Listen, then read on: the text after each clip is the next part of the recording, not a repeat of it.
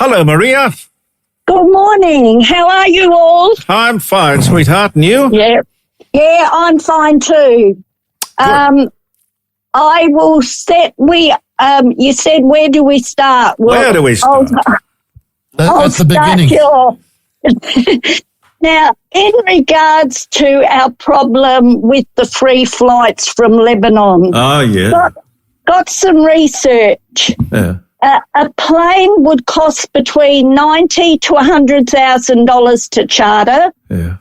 The charges on top of that, to and fro the airport and the home base. So if the chartered plane was, say, in America, we would be charged for flying it to Lebanon from America. We would be paying extra for fuel, catering, security charge, on the ground handling fees, landing fees, taking off fees.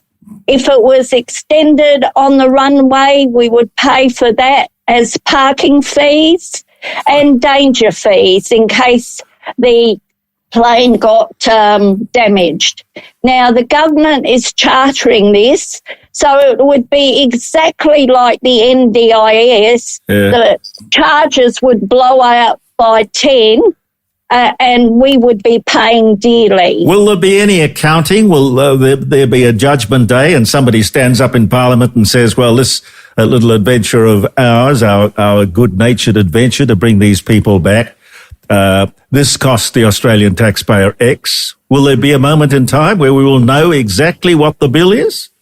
Oh, no, we're going to be different, Jeremy. Remember, Albo said he was going to be different. He was going to be open and transparent, and he wasn't going to be a bully, and he was going to be inclusive, and the list goes on and on. But when the crunch comes, well, hey, everything is confidential. We, the people that are paying for it, we can't know.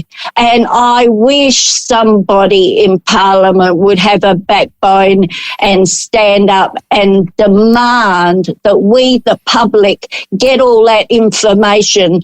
Promises are made and promises are broken. Well, it ends today. Well, the opposition did get on its feet yesterday, or was it last night, when they asked that, considering these people in Lebanon had been asked, in fact begged, to get out now for several months, and they didn't, the opposition says they should therefore pay. And I can't see anything wrong with the argument. Neither can I, Jeremy.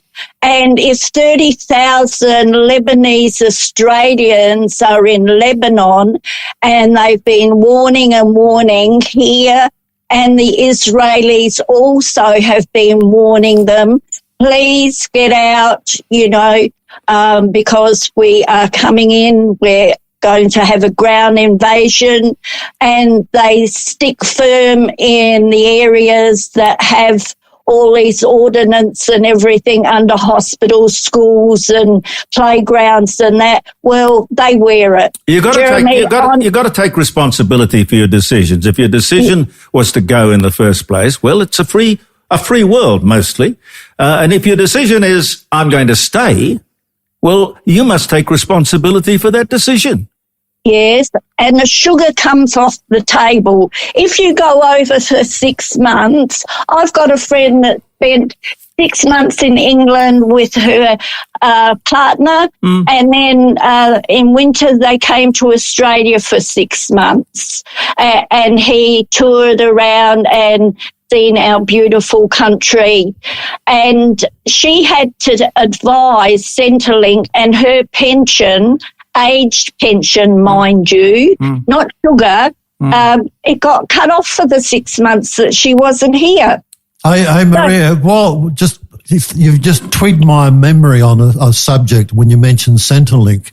I know an example where Centrelink actually, and this might interest all listeners, including yourself, that Centrelink is prepared to give their clients, because they call them clients, the recipients of government and taxpayer funding, they give their clients a cash advance if they want to go overseas. Did you know that? No, I didn't. I didn't know that. Centrelink is a wonderful beneficiary or a benefactor, I should say, of their clients. They do all sorts of wonderful things in the background that us members of the public are unaware of. Oh. And in fact, the NDIS, I found out the other day that a couple of recipients of the NDIS, they had an outboard motor installed, new outboard motor, because their old one had reached the end of life. Oh, and someone got a brand new caravan because their previous caravan had dilapidated to the point where they needed a new one. And this was on the basis that would improve their enjoyment of life. Well, I'd like to see the government improve my enjoyment of life too. I know people who get annual holidays on NDIS. Annual holidays. Yeah, annual holiday. With the carer. Yeah, we talked about it over and over again. Yeah. You know that the NDIS, Maria, employs 400,000 people? I know, Jeremy. 400,000 people. All the fraud that has been going on for all these years, this is why we're in the poo.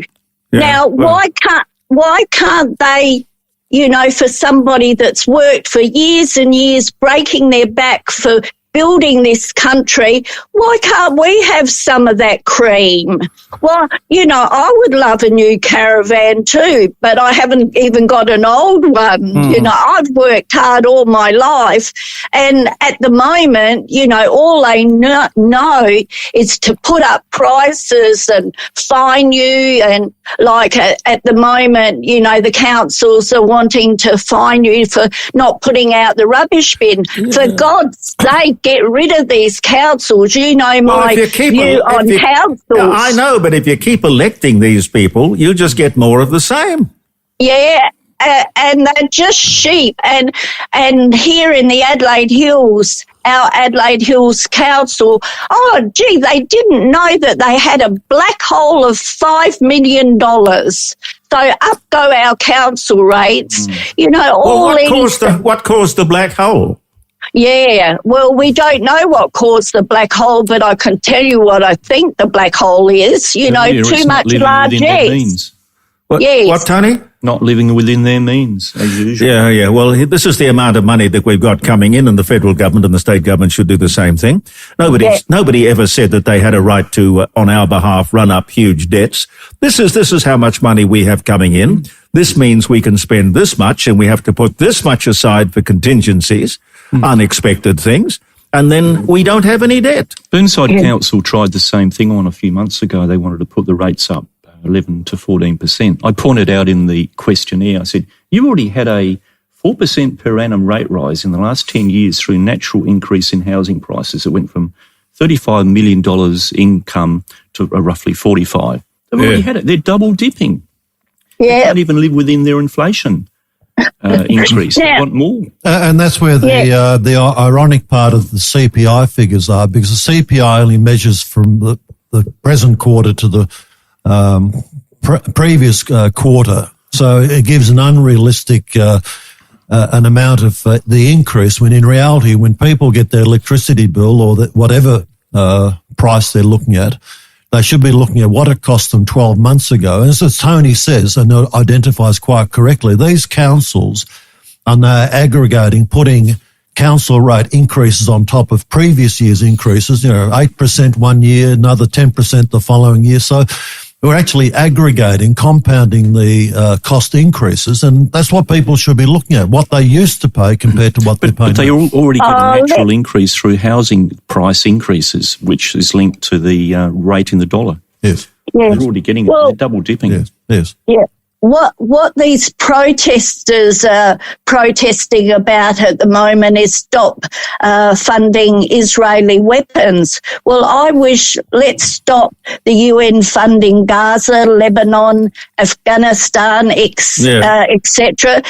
They're full of despots. it should be stripped and dissolved, the same with WHO, because they are actually dividing the world. But it's not just the World Health Organization and the United Nations and people like that. Les, what was that, the amount of money that you told me Penny Wong had sent off to Gaza? She has now given Australian taxpayers funds to Gaza to the amount of $82 million. $82 million. And does she imagine that it won't be the terrorists that take possession of that money? Well, the ruling body in Gaza is Hamas. So the money is going to Hamas.